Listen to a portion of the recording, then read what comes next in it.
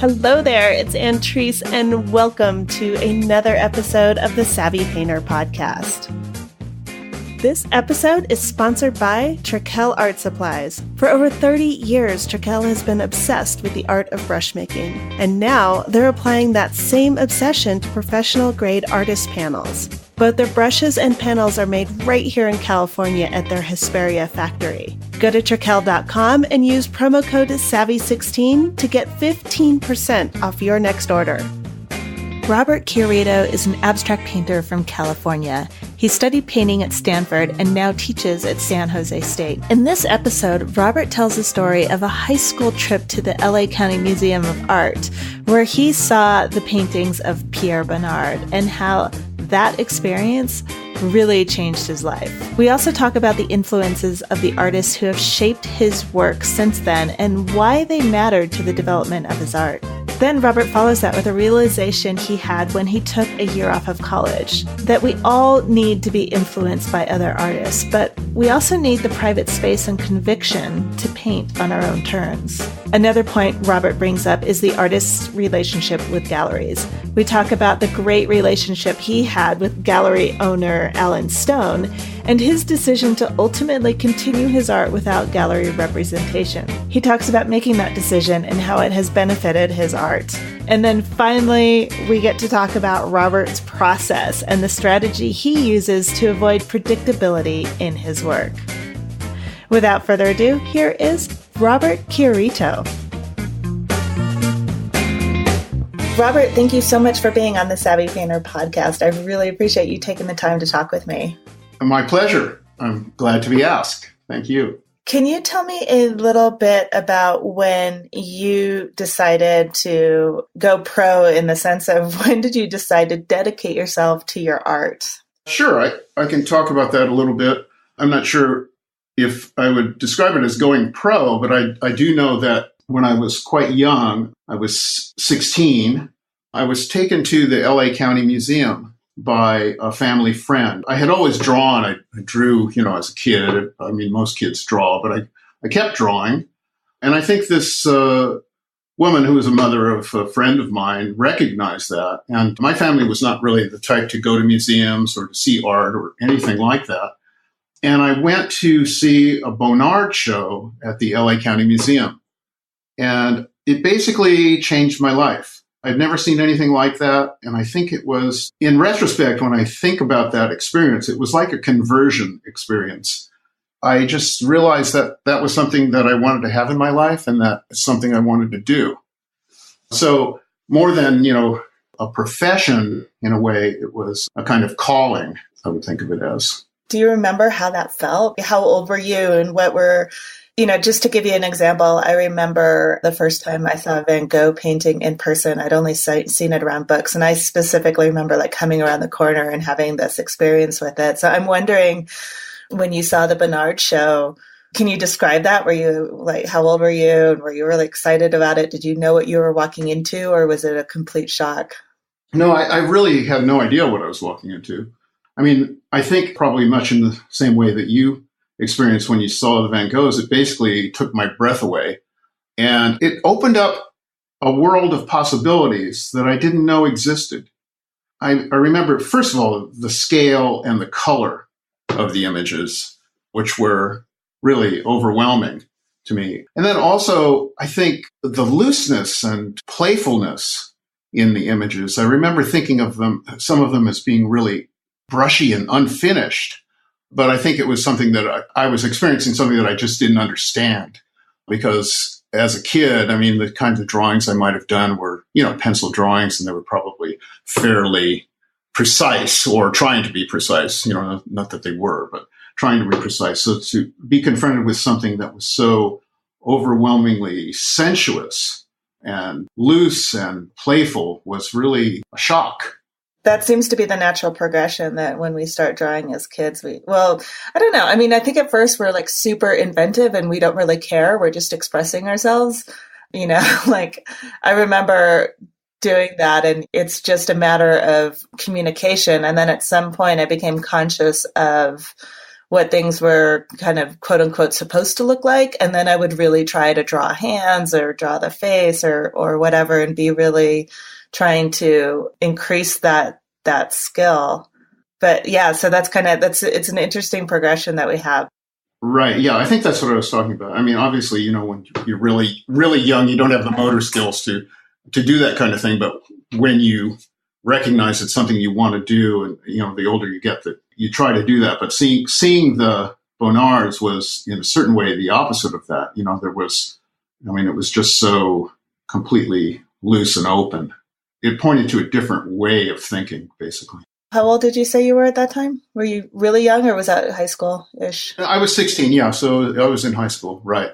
I'm curious then, when you saw that and looking back at your career now, or your painting progression, did you continue to think about those Bonnards? Were they something that continued to influence you, or was it at that moment just the push that got you going? Yeah, no, I think he's always been an important painter for me. And I really, my first paintings, I think when I was in college, I didn't take any art classes in high school. I just drew on my own, but I never really took any classes. But when I was in college, I took a drawing class, and that got me really interested in trying to paint. And of course, it was a few years later, it must have been 18 or so, 18 or 19. And I then took a painting class. And I do remember, one of the first paintings was very Bonnard inspired. So yes, definitely. He was always an important painter to me. I think I've moved away from that in a certain way, but I always enjoy looking at the work. There was a show recently, which I think was in New York. I saw it in San Francisco, the show was in Paris, and then it was in San Francisco. And there were some paintings in it that were just really, really phenomenal. The kind of color and light that he gets through color is really astounding. Yeah, I think I saw that show. It was just last year, right? Yeah, exactly. But my interests have moved on from that too. So I'm curious, I want to talk a little bit about your work. Can you describe, what are some of the things that fascinate you about painting, and where you are now and how you got there, if that makes sense? Sure. Yeah, I could talk about that. I mean, like I said, I'm working fairly abstractly now, but there's always the form of the figure, however obscured. There's still the form of the figure within the work. And I think, I moved on from naturalism. And although there was a period really after graduate school where I worked from the figure, worked from the model a lot. And so I was really trying to, paint what I saw and get things down in that way, in a fairly naturalistic way. But I moved on from that because I just became interested in other things, like the element of chance and a kind of unpredictability or surprise in the work. And I started looking at other people. One of those people, of course, who was important to me was George McNeil. I don't know if you know his work, but George McNeil was a New York painter, kind of part of that New York school. No, I don't. He knew he was a painter in the time of New Pollock and de Kooning, but, he doesn't get nearly as much press, but he was a really very, very abstract painter. And then the paintings took a turn where they became figurative again, but in a very abstract way, very expressionistic way, really coming out of art brut or, someone like Karl Appel, different than that in form. But always, speaking of form, always with an overriding sense of form. So there was this feeling in the work of outsider art or art brut, like I said. But there was a difference also in that there was his own sense of form and color that was, even though these paintings were very, very open and loosely done, there was a kind of precision in the thinking, I would say. He was a very, very smart guy, a really interesting character. And I knew him briefly because I studied at the studio school long ago in the 70s, early 70s. He would give these lunchtime lectures about painting. And then I had a great opportunity to go to his studio with a group of students, and that was fantastic. That was really eye-opening to see the way he worked. But he was really, gentle and kind person to students, and that was really important to me. I think, through seeing work like that, led me to look at other work, like the work of Dubuffet and other art brut painters. And somebody like Dubuffet I'd never really liked. I didn't understand them, I think. But I started looking at it and started really appreciating the kind of texture, or what the texture could lead to in his work, and how spontaneity and playfulness might enter in to painting. So I was really interested in or I've become interested in that work. And then that led me to other people. There's the Chicago School painters, Jim Nutt and Carl Wersum. I don't know if you know their work, but they're really fantastic. So they were sometimes called the Chicago Imagists, or the Harry Hu. Christina Ramberg was one of them also. Anyway, so I started looking at that kind of work. I also have been really influenced by William Bryce, who was a painter who died fairly recently. He was based in Los Angeles, taught at UCLA for many, many years, a good friend of Diebenkorn's. So yeah, there's been a lot of influences, and, I'm just really trying to put all these things together. I'm kind of curious, about all of those influences that you're talking about and pulling them together.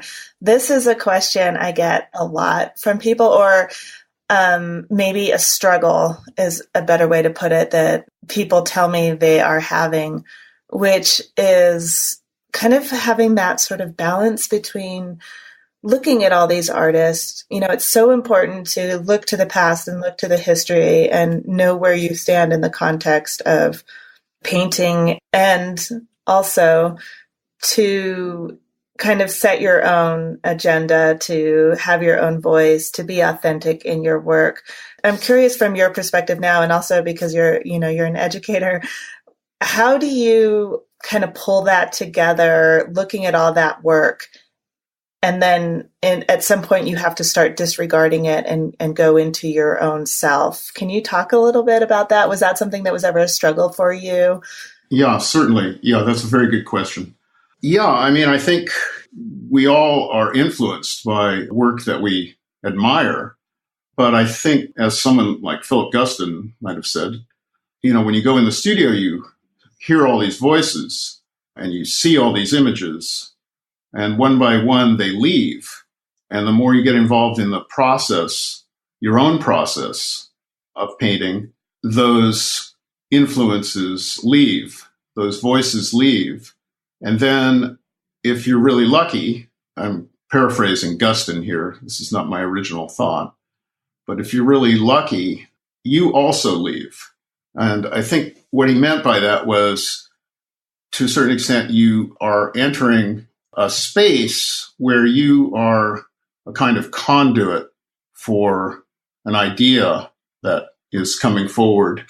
And we could think of that as maybe an authentic idea, or authenticity, like you were talking about. That is one of the best. I've heard that quote from Philip Guston before, and I understood it up until the point at which he said, "And if you're lucky, you leave too." But thank you for that, because that sometimes you hear something over and over again, and there's just a certain twist to it, or a certain explanation that makes it like, now I feel like I get it.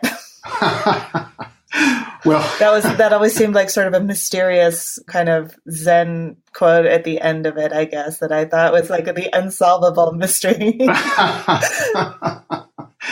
Yeah. Well, I think, I'm glad. Was there a moment or a decision that you made in your career that you feel like was a personal success, meaning either for your growth in the studio or for your career as an artist? Yeah. Let me talk really about my own growth as an artist, or my growth in the studio.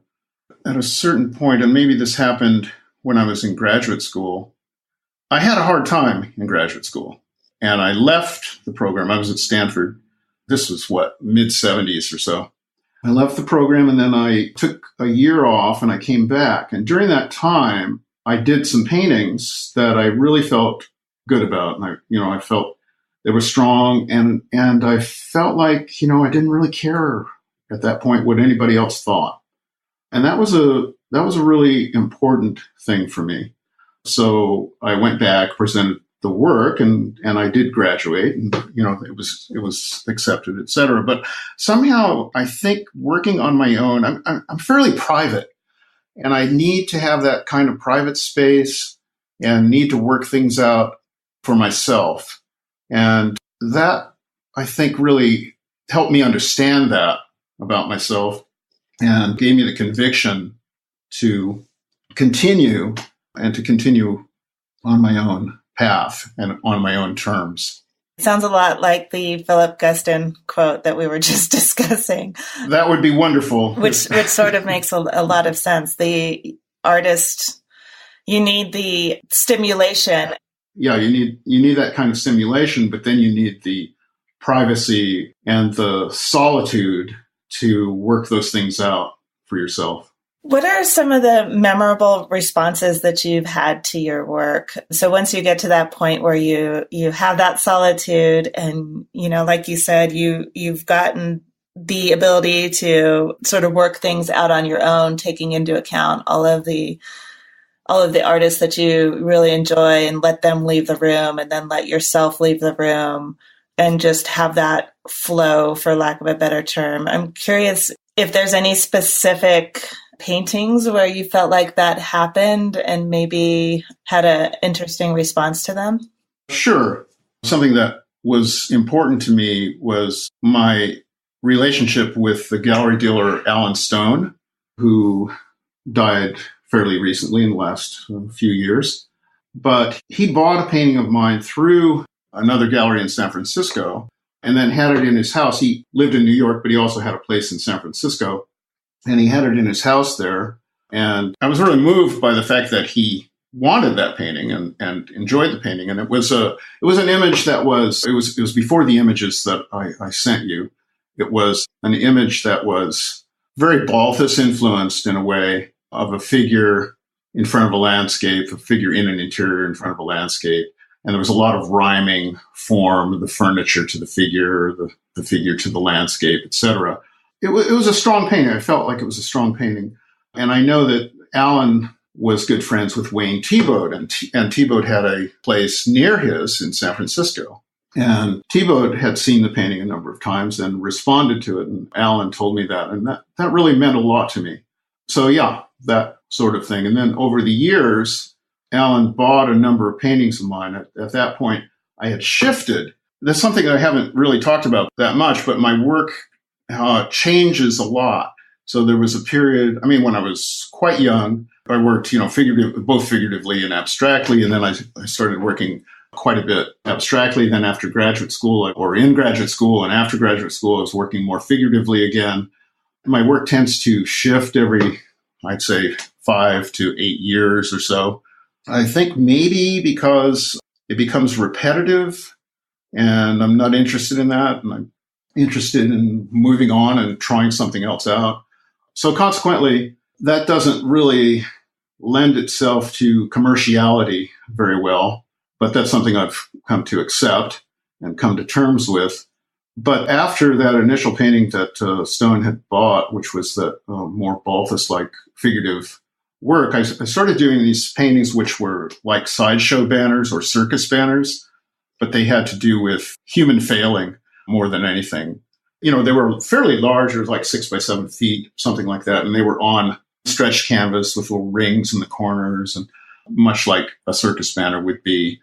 And Alan had a number of those in his house in San Francisco. And that was also important to me, that he was willing to buy those and enjoy them.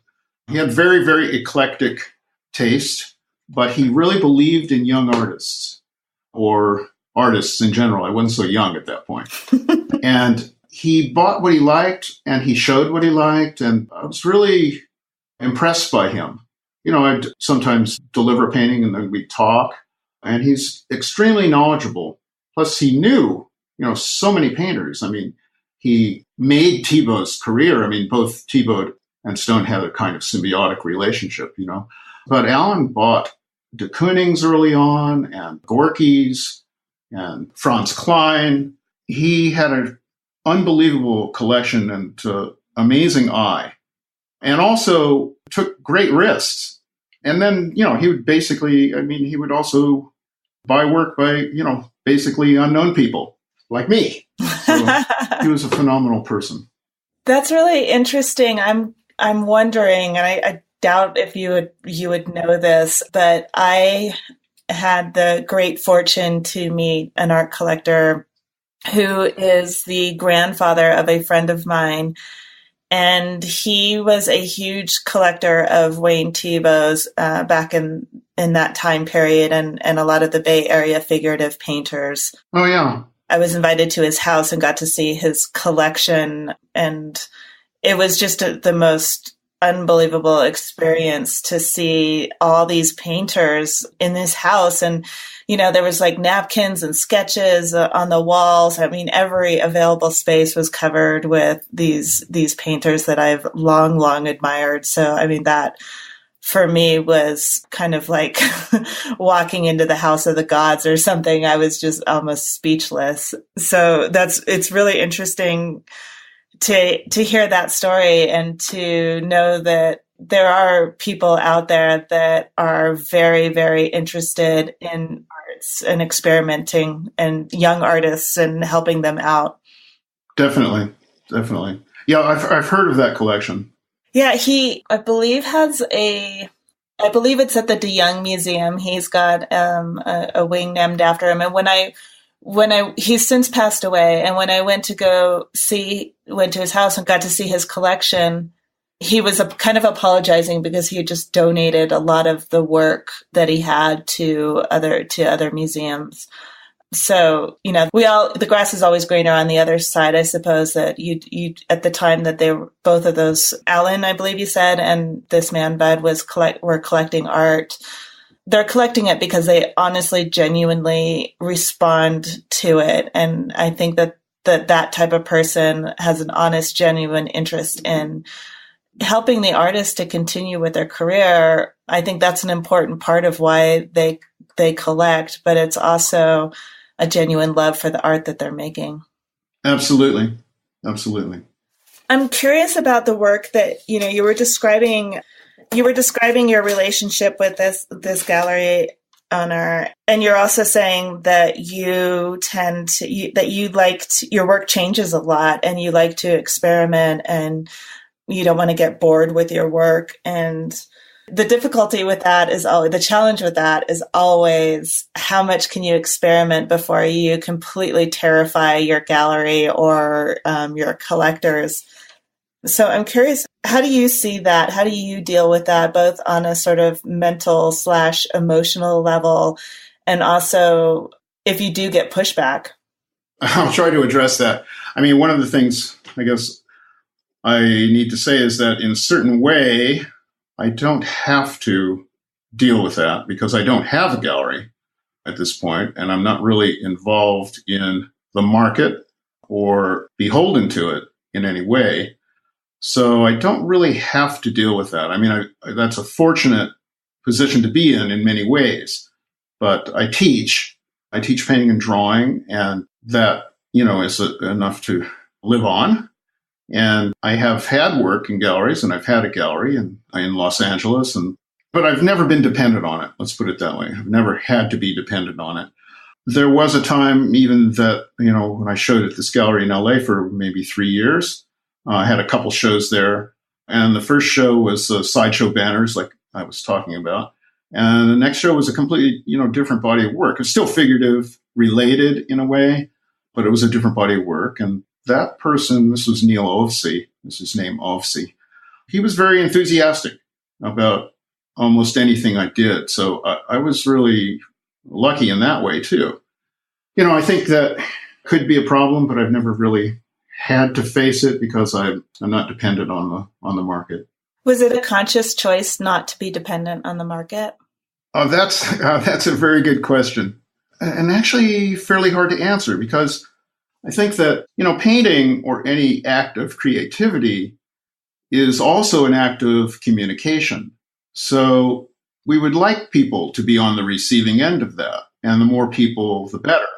So in the visual arts, obviously that would take the form of galleries or museums or whatever, a place to show so that people could see the work. And I did appreciate that, certainly, when I had work in a gallery in LA, because it was a bigger audience. Not that necessarily that many people saw the work, but more people than if it were holed up in my studio. So I think, yes, everyone would like that. I would certainly like that. It's a trade-off. I think it's also nearly a full-time job. And, I had a lot of things on my plate. My wife and I raised 2 kids. I'm not saying this as an excuse. This is something that I enjoyed and wanted to do. I also taught, and I continue to teach, and I enjoy doing that. But, one has so much energy, and I think there's people who can enter into all these worlds. But for me, looking for a gallery and trying to pursue that end is difficult. Partially, maybe it has to do with, partially the fact that I understand how my work changes, the kind of changes it goes through, and the necessity of that for me as an artist. And that doesn't necessarily fit the marketplace, as you were talking about.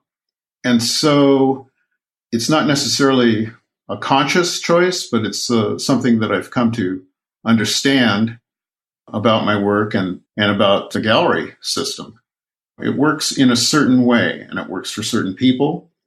It doesn't necessarily work for me. I would like it, perhaps, but I don't expect it anymore. I guess, at a certain point, I have come to terms with all these things. I think, the farthest person away from a Zen attitude, but I'm actually, trying hard not to have expectations. Mm-hmm. Nearly impossible.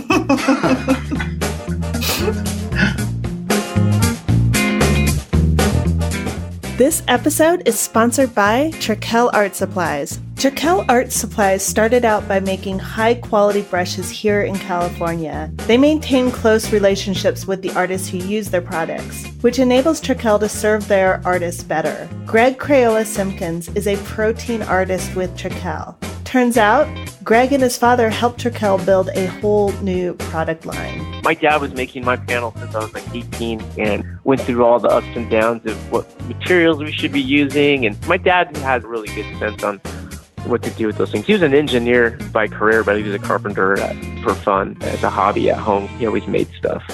And, when Chiarito we started talking to them about it. They're like, well, maybe your dad will show us how he makes it.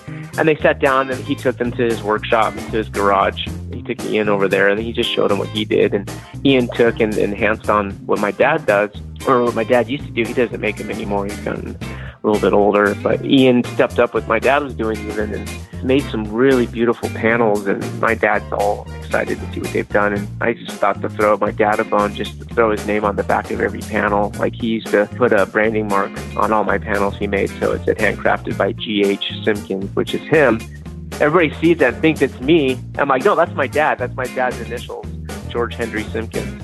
And so Ian and Chiarito, they put the little stamp for my dad on there, just out of respect for him and just sitting down with them.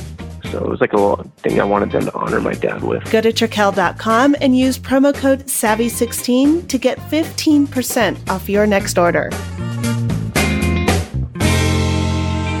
So this may be a very difficult question. No, it's not maybe a very difficult question. I feel like I'm about to ask you something like, what is the meaning of life, or where is our place in the universe? But given what you just said, the question I want to ask you, knowing that it's a very difficult one to answer, is why do you paint? What drives you to do this?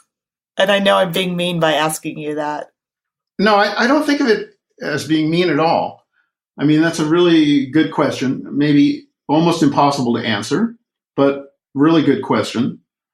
partially I paint to try to really just to discover what's going to happen and to see where things go. What do I mean by that? I think the more I paint and more in the most recent things, I think I'm getting down to something that is really basic visual language. I realize, I've been interested in something as simple as positive and negative. I taught recently a 2D class, which I enjoyed very much. I hadn't taught probably 20 years. And I realized that, these underlying principles that work or guide any painting, whether it's figurative or abstract or non-objective, those principles are the same. And the simple principle of something like positive and negative, the way a negative and positive form interact, that kind of interchange is really interesting to me. It seems so simple in a way, but anything that is simple, the more you delve into it, you start to understand its complexity. And so that, say, combined with something as simple as line versus mass, becomes just infinitely complex when you put all those elements together. So in some ways, it's very basic, formal, visual phenomenon, but there are so many possibilities within, those simple means. And so I think what I'm trying to do for myself now is just, try to understand what those principles are and discover meaning, personal meaning in them for myself. I also think that one of the things I've been trying to do in recent work, I don't know if I'm answering your question now, but one of the things I have been trying to do is a kind of going after a kind of distillation of form. I did a lot of little tiny drawings on note cards, and I've moved to some better paper, but quite small, 4 by 6 inches, 4 by 5 inches, something like that. Little pencil drawings, and I'll do one after the other. One will lead to the next, just working out an idea. And I almost think of them as kind of vocabulary cards. And they're based on elements of the human form, but by looking at that, you might never know that really, because they're simplified and distilled. So I'm interested in trying to do that, and then recombining these things. I'm recombining them and overlapping them in paintings, and trying to find some kind of visual meaning out of that, but also a kind of symbolic meaning.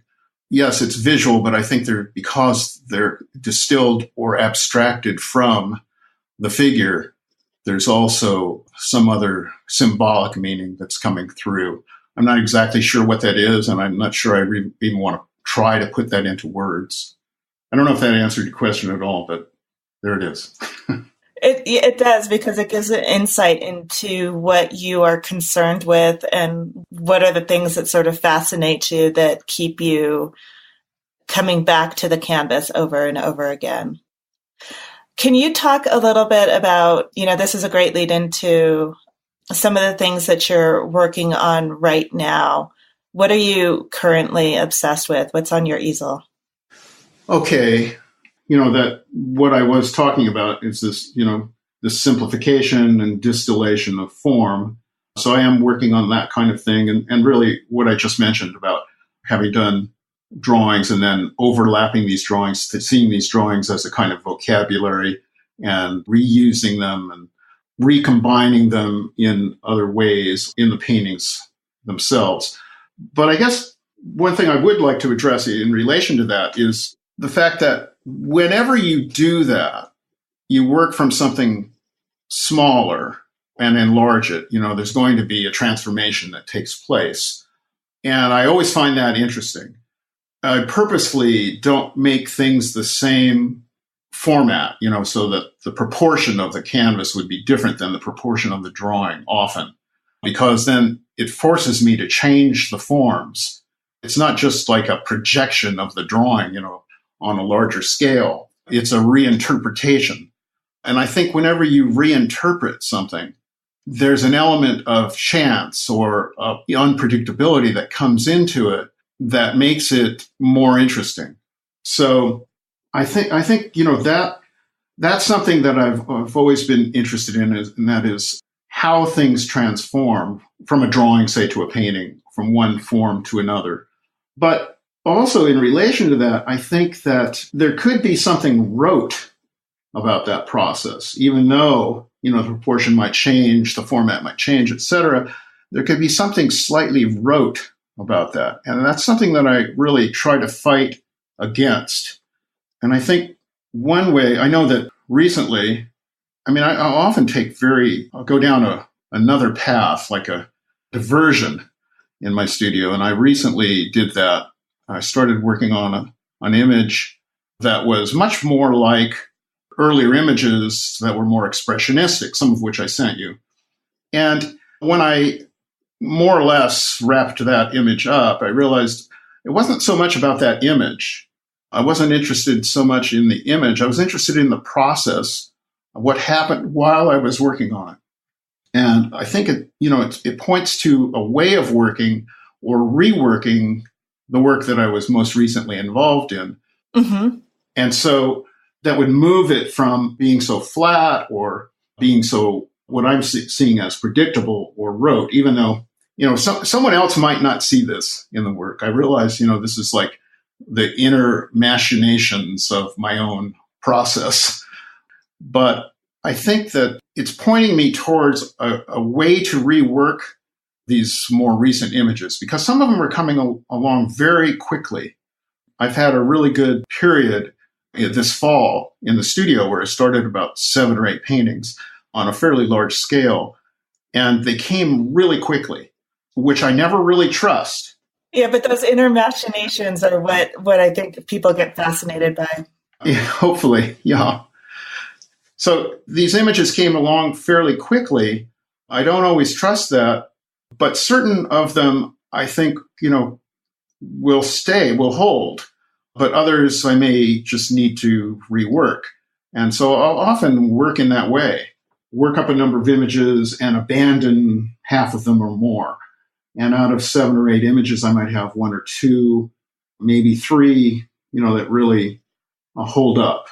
So that's, just part of my process. And then by doing something, slightly different recently, it pointed to a way to re-enter these paintings and revitalize the process in those paintings for me. I'm just really more interested in the experience in the studio, the experience I'm having while I'm working, than the finished image. Of course, you want a nice finished image. You want a good solid painting at the end of it. But I guess I'm interested in, what it takes to get there, how the experience is in working, whether I'm involved or engaged. I guess I just, I'm seeking that kind of engagement on a certain level that seems to ring true for me. I don't know if that really makes sense. I haven't really put this into words exactly before. There's so much about what you said that that really, really resonates me. And I can, as a fellow painter, I completely identify with. I love that you take these little drawings and then purposely disrupt the transformation to a canvas by changing the proportions of it. That is something that's such a simple way to disrupt what you're doing. But I've never thought of that. So when I was listening to you say that, I was like, oh my God, that's fantastic. I have to try it. That sounds wonderful. I'm curious. There's a couple things about what you said I'm really curious about. One of them is, you mentioned that you are looking for that disruption. I think the words that you used was you were really trying to make sure that you weren't just painting by rote. And the other thing that you said is when a painting comes easy, you don't trust it. So I'm curious about that. So number one, when you are trying to make sure that you're not just painting by rote, what are some of the things that you actually do? And then the follow-up question, and I'll ask you again if you need me to, is why don't you trust yourself when a painting goes too quickly? Why does that feel, I don't want to say feels wrong, but why do you feel like you can't trust that? Right. Okay. Maybe I'll address that one first and then talk about the first question about painting something that is rote. So why I might not trust a painting that comes quickly. I've thought about that myself a number of times, because sometimes these images now, I've been painting for, over 40 years. So sometimes these things do come quickly.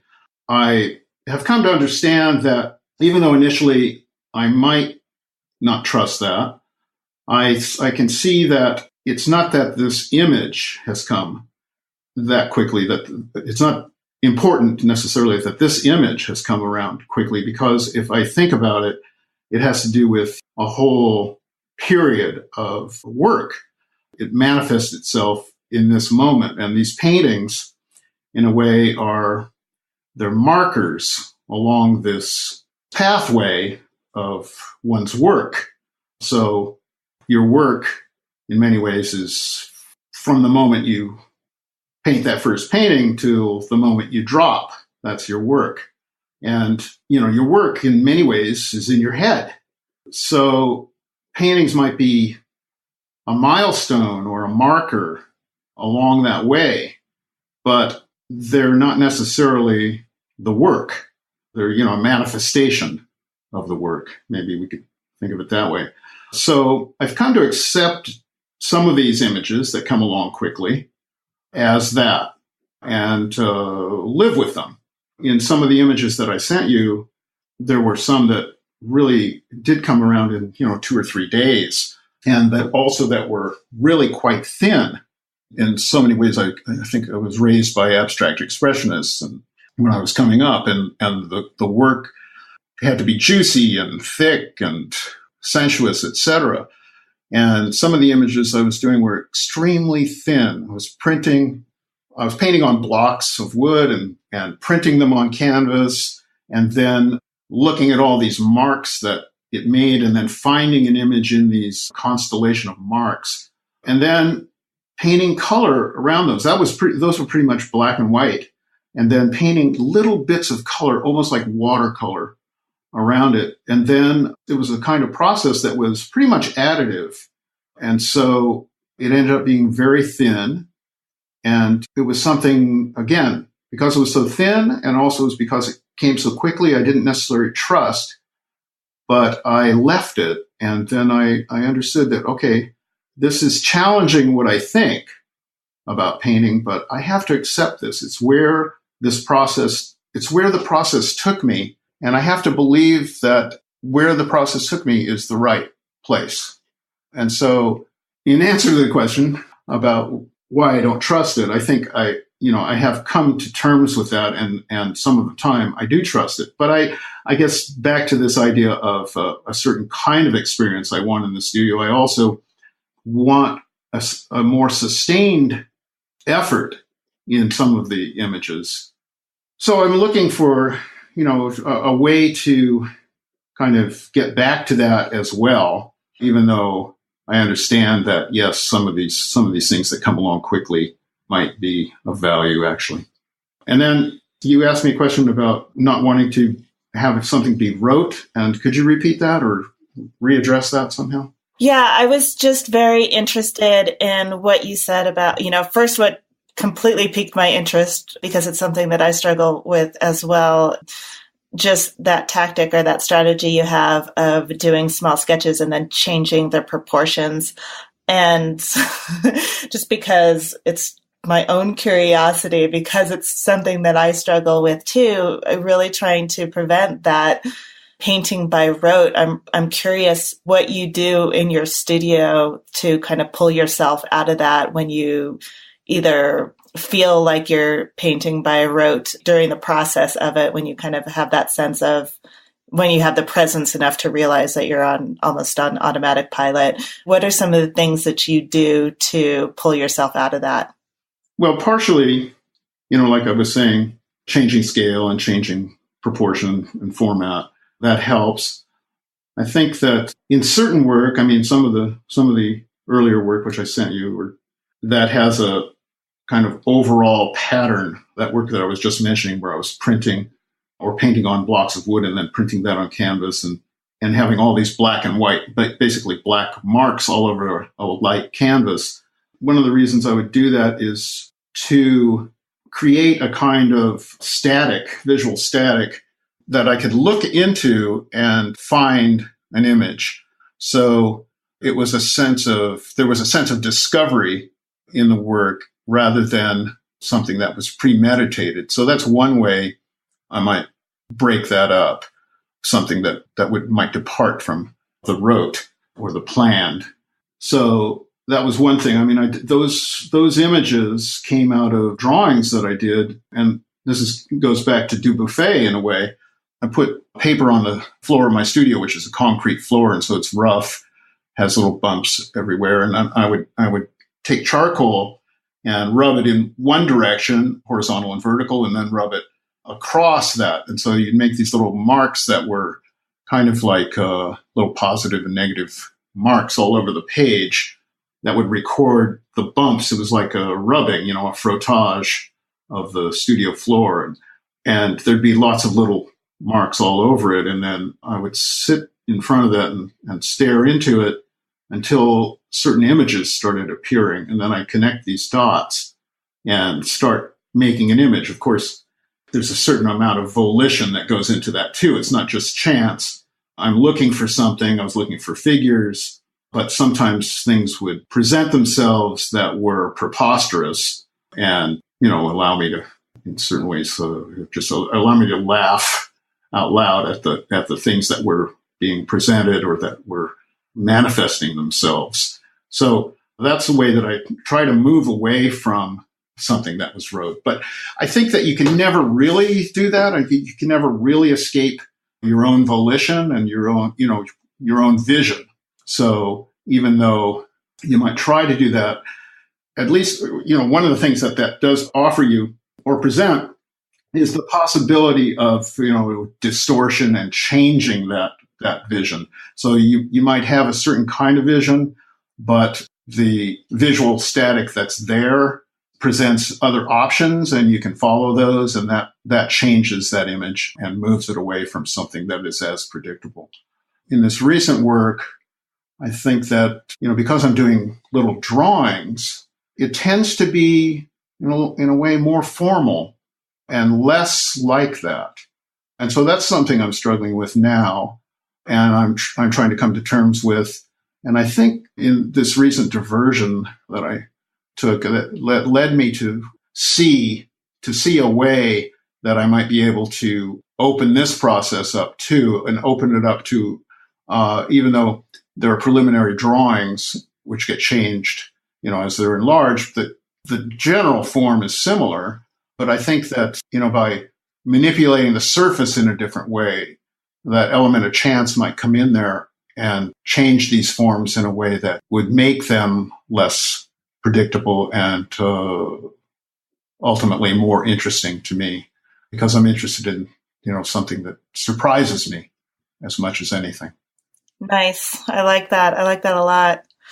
I know we're kind of coming up on the end of time, but I have one more question, if you will indulge me. Mm-hmm. And this is one of my favorite questions to ask, especially when I feel like I'm going to get an answer that I'm not not that I'm not expecting, but when I suspect that I won't know the artist that you mentioned. But if you could own a piece of art by any living artist, what would it be, or whose?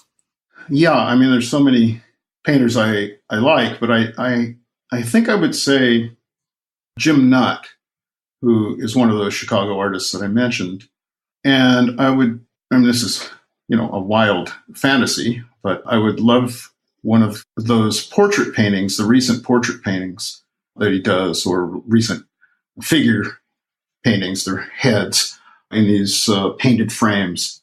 What's interesting about them for me is, well, first of all, I think what's interesting is that he paints maybe 2 a year, 2 or 3, possibly 3. And they're very, very worked. The form in them is extremely strange, distorted form, yet also so carefully rendered and beautifully composed. And then the way that they're painted is almost like an old Dutch master or an etching or something. They're crosshatched. They're done with the tiny brush. Wow. They're just exquisitely painted. And the contrast between the finesse of the surface and the way that it's painted, the contrast between that and the preposterous image is really very strange. And I think they're just some of the best paintings that are being done. They're phenomenal. He's an amazing painter. I'm not familiar with his work, but now I'm very interested to look him up. It's, again, one of my favorite things about asking that question is when somebody mentions a painter that I'm not yet familiar with. So thank you for that. Robert, thank you so much for this conversation. It has been very fascinating. It went by really, really fast for me. I really appreciate you being so candid and honest in what's happening in your studio and about your process. So thank you very, very much. My pleasure. Well, I hope you enjoyed this week's episode of the Savvy Painter podcast. Thank you so much to Robert for being such a fabulous guest.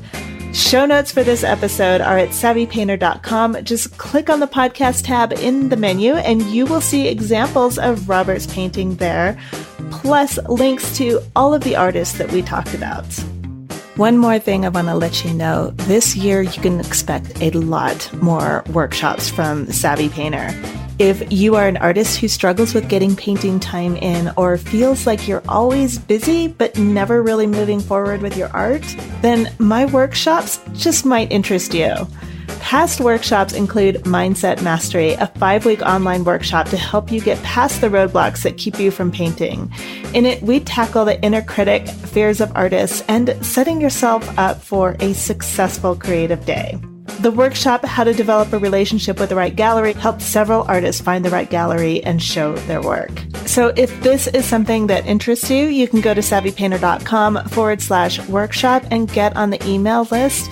This is separate from the main list that tells you when a new episode comes out. This is just for the workshop, so you don't get quite as many emails, but when you do, there's always something really good happening. Sign up now and get a downloadable PDF with case studies that tell you exactly how 3 artists pushed through barriers that were getting in the way of their studio time. You can, for example, learn how Rhonda went from not wanting to call herself an artist to getting her very first solo show. Also, listen to an introverted artist describe how she built her confidence and then spoke in front of an audience of her peers. And you can discover the tools that Samantha used to take back her power after a decade of believing that she had no, I'm putting air quotes there, she had no talent. So again, go to savvypainter.com/workshop to reserve your place on the list. When you sign up, you get that downloadable case studies that I mentioned, but more importantly, you get exclusive invites to upcoming workshops. Most of the time when I launch a new program, it sells out before I ever announce it publicly. So reserve your spot now at savvypainter.com/workshop. Until next week, this is Antrese Wood with the Savvy Painter podcast. Thank you so much for listening.